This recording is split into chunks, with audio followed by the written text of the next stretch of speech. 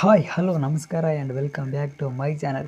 ಸ್ನೇಹಿತರೆ, ಇದೇ ಡಿಸೆಂಬರ್ 29ಕ್ಕೆ ನಟ ದರ್ಶನ್ ಅವರ ಬಹುನಿಶ್ಚಿತ ಸಿನಿಮಾ ಕಾಟೇರ ರಿಲೀಸ್ ಆಗ್ತಿದೆ. ಈ ಸಿನಿಮಾ ರಿಲೀಸ್ ಆಗ್ತದೆ ಒಂದು ಕಡೆ ಖುಷಿ ಆದರೆ ಜನಕ್ಕೆ ಇನ್ನೊಂದು ಕಡೆ ಒಂದು ರೀತಿಯ ವರ್ಗದ ಜನರಿಗೆ ಬೇಸರ ಆಗ್ತದೆ.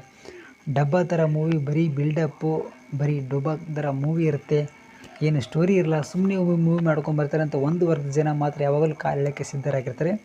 ಅವ್ರ ಕತೆ ಆಗಿರಲಿ. ಇನ್ನು ಡಿ ಬಾಸ್ ಅವರ ಅಪ್ಪಟ ಫ್ಯಾನ್ಸ್ ಇದ್ದಾರಲ್ಲ, ಅವ್ರಿಗಂತೂ ತುಂಬ ಖುಷಿಯಾಗಿರೋದು.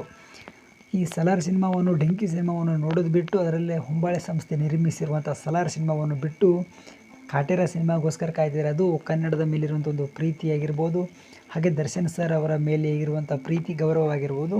ಎಲ್ಲದಕ್ಕಿಂತ ಹೆಚ್ಚಾಗಿ ದರ್ಶನ್ ಸರ್ ಅವರು ಕನ್ನಡದ ಮೇಲಿರುವಂಥ ಒಂದು ಪ್ರೀತಿ, ಅಭಿಮಾನ, ಗೌರವಕ್ಕಾಗಿ ಕನ್ನಡದಲ್ಲಿ ಮಾತ್ರ ನಟಿಸ್ತೀನಿ ಅಂತ ಹೇಳ್ತಾ ಇರುವಂಥ ಒಬ್ಬ ಏಕೈಕ ನಟ ಅಂದರೆ ದರ್ಶನ್ ಸರ್ ಅವರು ಮಾತ್ರ.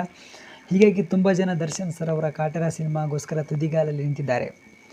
ಇನ್ನು ಈ ಸಿನಿಮಾ ಕೂಡ ಈ ಬುಕ್ ಮೈ ಶೋ ಆಗಿರ್ಬೋದು, ಇನ್ನು ಒಟ್ಟಿನಲ್ಲಿ ಈ ಟಿಕೆಟ್ ಬುಕ್ಕಿಂಗ್ ಇದೆಯಲ್ಲ ತುಂಬ ಸೋಲ್ಡ್ ಔಟ್ ಆಗಿರುವಂಥದ್ದು.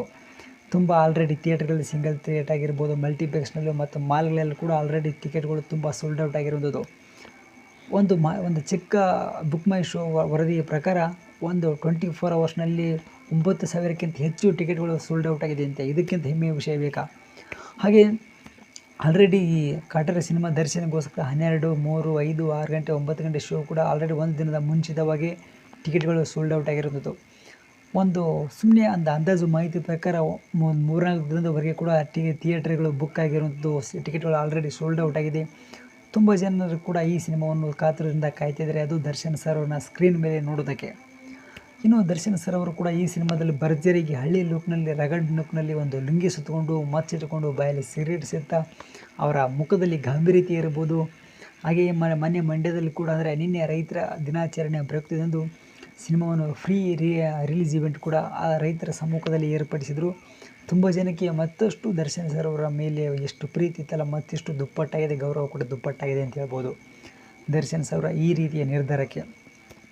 ಇನ್ನು ಈ ಬೆಂಗಳೂರಲ್ಲಿ ಒಂದೊಂದು ಥಿಯೇಟ್ರಲ್ಲಿ ಕೂಡ, ಜಾಲಹಳ್ಳಿ ಕ್ರಾಸ್ನಲ್ಲಿ ಒಂದು ಯಾವುದೋ ಥಿಯೇಟ್ರ್ನಲ್ಲಿ ₹1,000 ಅಂತ ಒಂದು ನಿಗದಿಪಡಿಸಲಾಗಿದೆ ಅಂತೆ ಸಿನಿಮಾ ಟಿಕೆಟು. ಮತ್ತು ಇನ್ನೊಂದು ಕಡೆ ಮಾಲ್ಗಳಲ್ಲಿ ಕೂಡ ₹500 ಅಂತ ಹಾಕಿದೆ, ಒಂದೊಂದು ಕಡೆ 200, ಒಂದೊಂದು ಕಡೆ ₹100.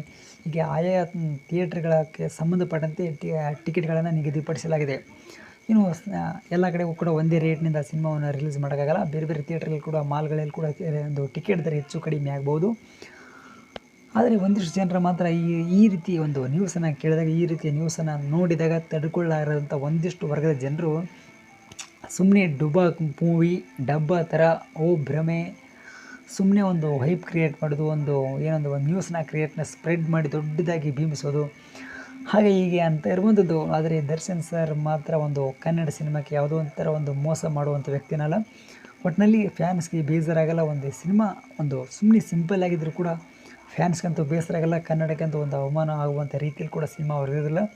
ಒಟ್ಟಿನಲ್ಲಿ ಜನ ಮಾತ್ರ ಎಂಟರ್ಟೈನ್ಮೆಂಟ್ ಆಗುವಂಥ ಒಂದು ಸಿನಿಮಾ ಮಾಡ್ತಿರೋದು, ಕನ್ನಡಕ್ಕೆ ಮಾತ್ರ ಮಾಡ್ತಿರುವಂಥದ್ದು ಒಂದು ಎಲ್ಲರಿಗೂ ಕೂಡ ಹೆಮ್ಮೆಯ ವಿಷಯ.